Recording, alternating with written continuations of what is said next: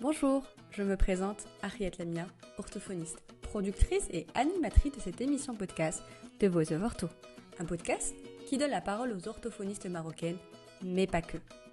Bienvenue à ma première émission podcast de Voice of Ortho. Pour ce premier podcast, j'ai décidé de prendre la parole toute seule pour un tout petit peu expliquer le concept et en quoi consiste cette émission. Bien que j'ai fait une petite présentation assez sympathique que je vous encourage à écouter pour mieux comprendre le concept. Pendant la période du confinement, j'ai, un peu comme tout le monde, essayé de trouver de quoi m'occuper.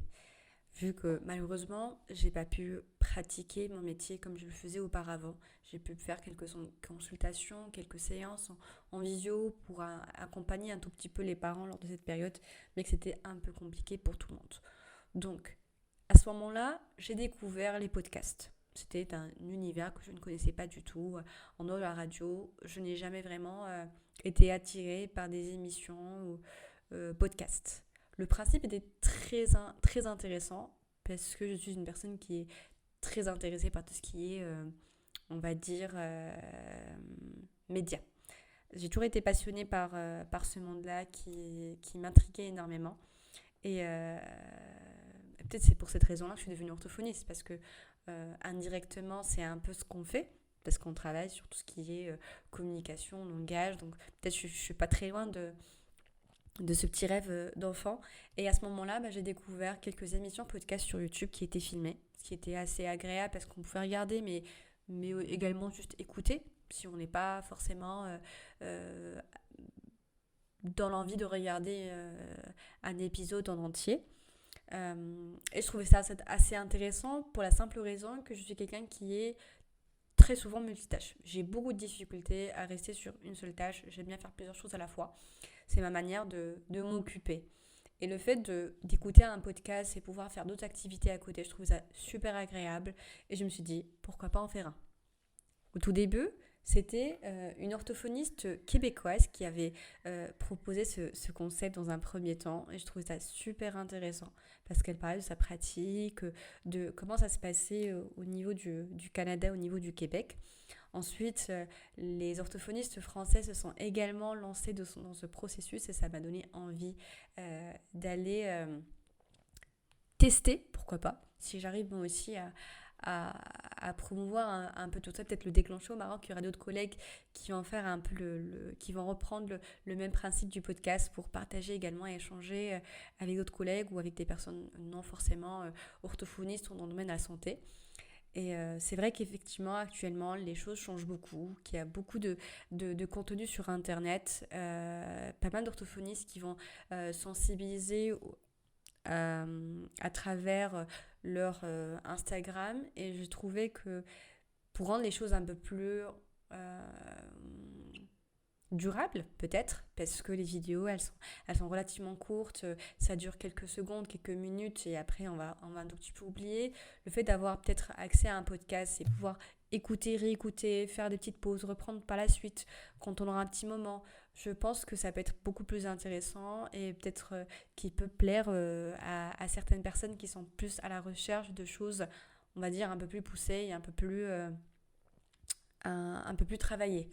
Lors de cette émission, j'ai un peu envie de vous partager mon expérience quand j'étais étudiante d'orthophonie et par la suite quand je suis devenue orthophoniste. Donc il y a pas mal de choses que je pense assez intéressantes de partager avec les futurs orthophonistes ou les fraîchement diplômés, parce que c'est vrai, à ce moment-là, quand j'ai intégré l'école d'orthophonie, j'avais pas forcément assez d'informations sur ce métier. J'avais un peu compris que c'était une professionnelle ou un professionnel qui va intervenir auprès de patients ou auprès de personnes qui présentent des troubles de la communication sous différents âges, pas forcément les enfants, bien que très très souvent on associe l'orthophonie aux enfants, bien qu'il y a certains professionnels qui vont peut-être un peu plus travailler avec des patients adultes ou personnes âgées. Ce que j'aime très souvent dire, c'est qu'il existe autant de spécialités en orthophonie qu'il existe de spécialités en médecine, à savoir que l'orthophoniste va intervenir auprès de différents patients qui présentent un trouble qui sera en relation avec une spécialité. Par exemple, dans le cas d'ORL, on va avoir des patients qui présentent une surdité ou une dysphonie ou qui ont subi une chirurgie. Donc, à ce moment-là, dans le cas par exemple d'ablation du larynx, l'orthophoniste va intervenir à ce niveau-là. Au niveau de la neurologie, on a les différentes démences. Donc l'orthophoniste intervient aussi auprès de ces patients, ou bien un patient qui a eu un accident cardiovasculaire. Voilà, donc l'orthophoniste a son rôle quand la zone du langage est touchée. On a aussi au niveau de la pédopsychiatrie l'orthophoniste qui va intervenir auprès d'enfants TSA, qui sont également connus sous le nom de l'autisme. Donc, qui présentent ce type de troubles. On a également la pédiatrie, parce que dans les cas qu'on retrouve très souvent, les troubles d'articulation ou encore les troubles du langage oral, les troubles qui est un peu moins connu par contre, les troubles alimentaires pédiatriques que l'orthophoniste également prend en charge. Bien que les gens ont encore du mal à comprendre le rôle de l'orthophoniste dans les cas où l'enfant est plutôt sélectif sur l'alimentation. Donc pour eux, c'est plus l'alimentation qu'autre chose, alors qu'on sait très bien que dans les cas de troubles alimentaires pédiatriques, c'est plutôt le côté sensoriel, mais peut-être aussi moteur dans certaines situations qui devra être adapté et puis surtout dans un premier temps bilanté pour déterminer si cet enfant a besoin, oui ou non, d'un soin orthophonique et si effectivement il s'agit d'un trouble pédiatrique alimentaire. Pardon, d'un trouble alimentaire pédiatrique.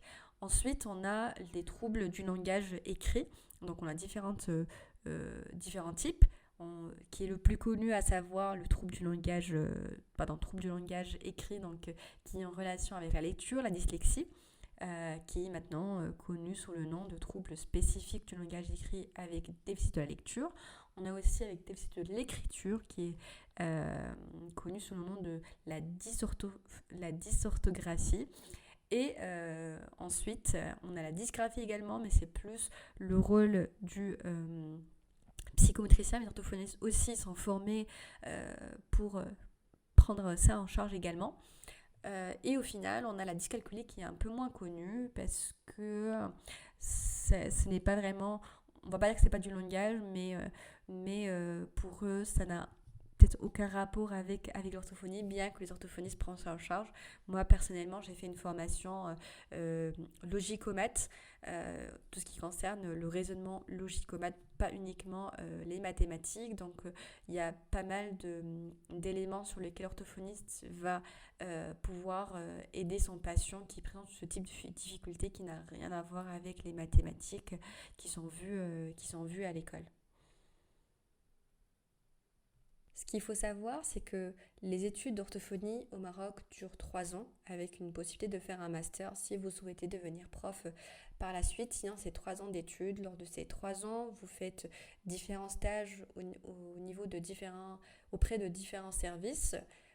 Différents lieux également, ça va des écoles à des centres, associations, hôpitaux et cabinets également. Ce qui vous permet de voir un tout petit peu comment ça se passe dans différents lieux parce que la pratique quand même elle change pas mal d'un lieu à un autre pour différentes raisons. Et après ces 3 ans d'études, j'étais pas forcément assez à l'aise ou je me sentais pas assez en confiance pour commencer à pratiquer ce métier. Donc juste après mes études, j'ai fait différents stages à différentes villes du royaume, à Casa, à Marrakech, également à Mohammedia. J'ai eu la chance d'être acceptée par une orthophoniste française qui m'a accueillie au sein de son cabinet à Paris. Donc j'ai pu voir un tout petit peu comment ça se passait de l'autre côté également. Donc c'était une orthophoniste qui pratiquait essentiellement avec des adultes, ce que je n'ai pas vraiment eu l'occasion de voir lors de mes études ou lors de mes stages, parce que principalement c'était des enfants. Ce qui fait ça m'a permis de voir un autre type de pratique, un autre type de troubles, de pathologies, d'outils. C'était assez intéressant à ce niveau-là. Elle intervenait aussi auprès d'une maison de retraite. Donc ça me permettait de voir un tout petit peu les différents lieux également et comment la pratique elle changeait d'un lieu à un autre.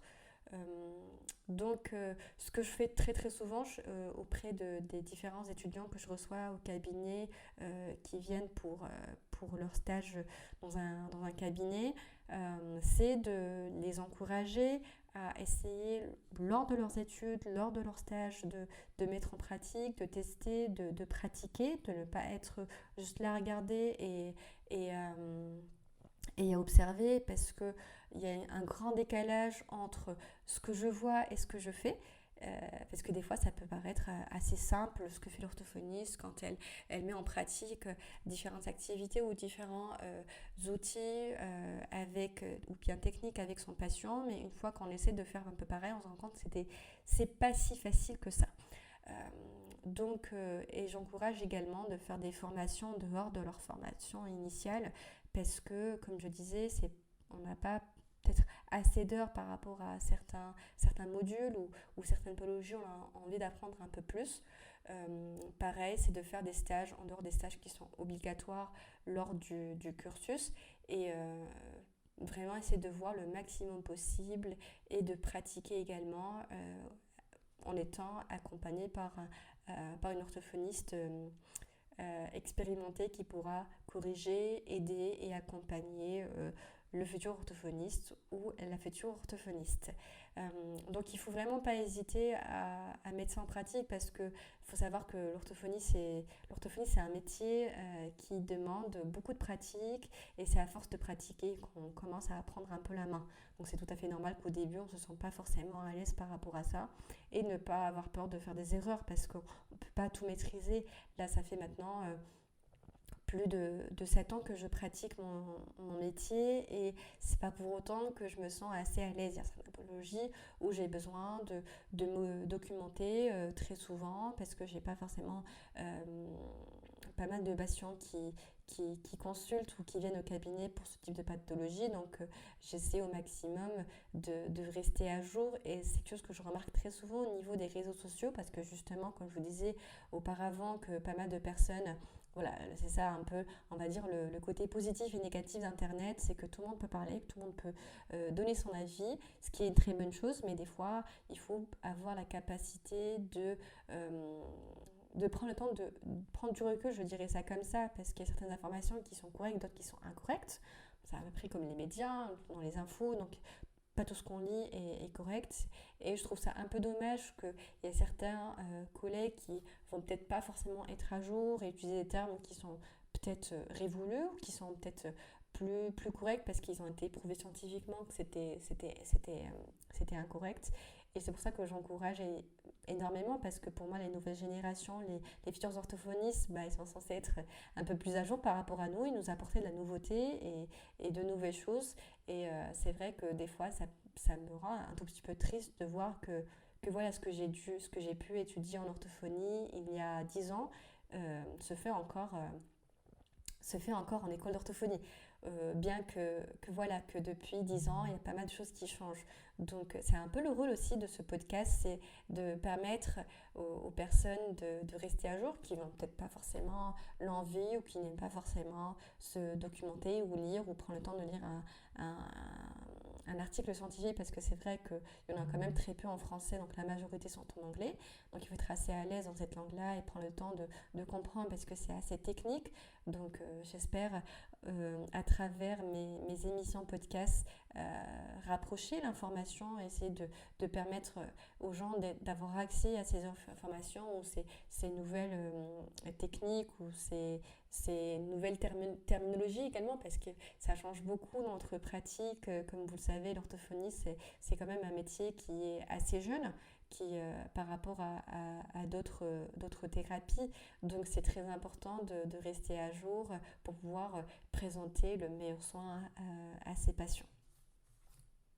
C'est tout pour moi. J'ai vraiment beaucoup apprécié faire ce petit podcast du pourquoi avoir créé cette émission podcast de Voice of Ortho. Parce que voilà, le fait d'écouter pas mal de podcasts d'orthophonistes françaises, québécoises, ça m'a donné envie de donner aussi la parole aux orthophonistes marocaines, mais aussi du monde arabophone, parce que notre pratique est un peu, on va dire, peut-être un peu différente d'une certaine manière, le fait de pratiquer dans différentes langues, parce que la majorité, tout dépend de la région dans laquelle vous êtes au Maroc. Très souvent, on a les 3 langues, à savoir l'amazigh, l'arabe et le français. Donc ce qui fait, ça permet pas mal d'adaptations, pas mal de changements, et il y a beaucoup de choses sur lesquelles j'aimerais bien aborder, peut-être seule ou peut-être accompagnée par une collègue ou un collègue orthophoniste ou pas, pour discuter d'un peu tout ça et partager, et surtout pouvoir échanger avec vous. N'hésitez pas à laisser des commentaires, n'hésitez pas à me laisser des messages si vous avez des questions, si c'est des choses sur lesquelles vous aimeriez bien qu'on aborde lors de nos prochaines émissions. Moi, je vous dis à très bientôt et merci beaucoup pour avoir écouté ce podcast.